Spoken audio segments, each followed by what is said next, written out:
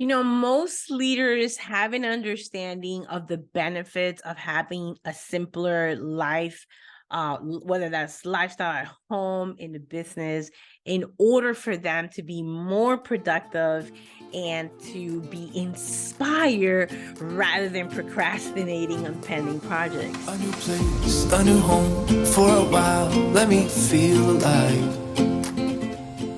Unfortunately, these leaders make the mistake of decluttering, right? In order to simplify, of decluttering their whole environment, whether that's home or in their office first, and then their mindset and their calendars. I mean, that thing is filled with sticky notes, markers, to-do lists, and it's way cluttered. And what happens is that in the end, they get frustrated, feel stuck, and then that P word, they procrastinate and they're pending love projects because their mind is still cluttered and there's a lack of clarity. So tip number one, and what we're going to spend most of our time in this short video, is that clarity comes before focus. Get me up, somewhere new, somewhere I can find myself. What do I mean clarity before focus? There are so many times where we believe that we got to be determined. We got to have that strong will. And sometimes it could go for a month, it could go for 2 months, and then right, we get discouraged because life happens, children happen, jobs happen, spouses happen, and a whole bunch of other things, aka called life, that come in a way and distract us.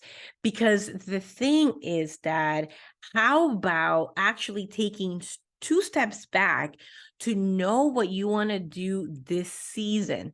I'm not talking the whole year. So many of us have so much pressure. We have like the one word of the year as our goal, and we go hard all the way to like March or around April, around right now. And it's like, crickets, right? Where are we with that word or that goal? How about seasons, meaning 90-day calendars or a quarter for your job? Or you can start on whatever time, whatever is 90 days, whether that's in the middle of spring and to the middle of summer. No one tells you what your season is but you, correct? So how about getting clear on what you want for this season as your outcome? 'Cause I found my way. Maybe for you, it's an online course or a pending love artistic project that you've been meaning to do.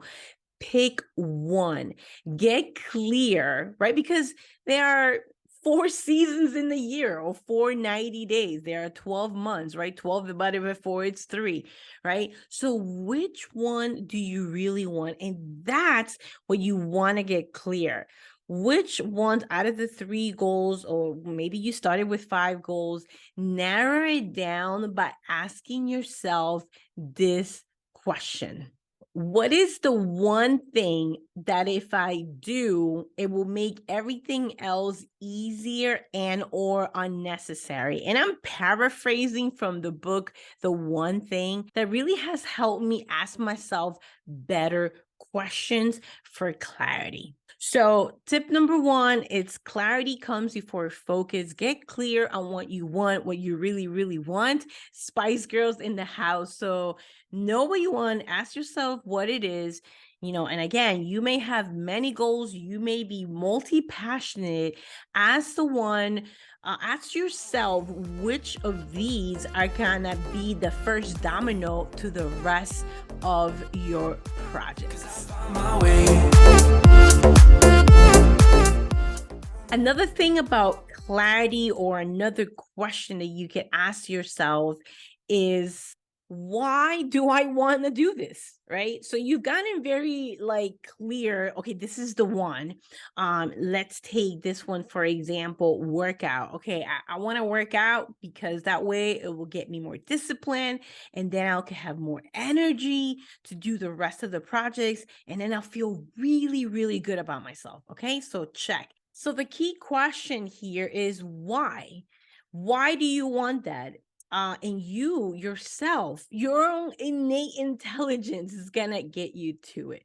But this really comes down to writing your whys down, getting clear on what one project is. And this is really all in the magic of pen to paper. And the last thing on clarity before focus to get even more in touch of your why, it's how is that going to benefit you, which ultimately, yes, it benefits your children, your spouses, your team, right? So this is connecting on, yes, a Y superstar is putting the mask tightly secure on us first, then our children, then our teams, then everything else, because they're relying on us. And we want to be able to give out of a full cup rather or versus an empty, tiring, procrastinating, doubting leader. And we don't want that. And I know that you want to upgrade that. So get clear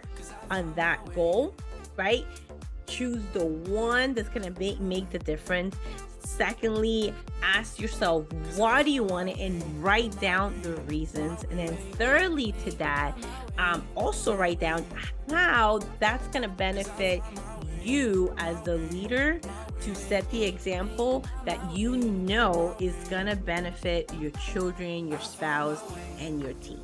I found my way. I was in the dark against it all, but made it through.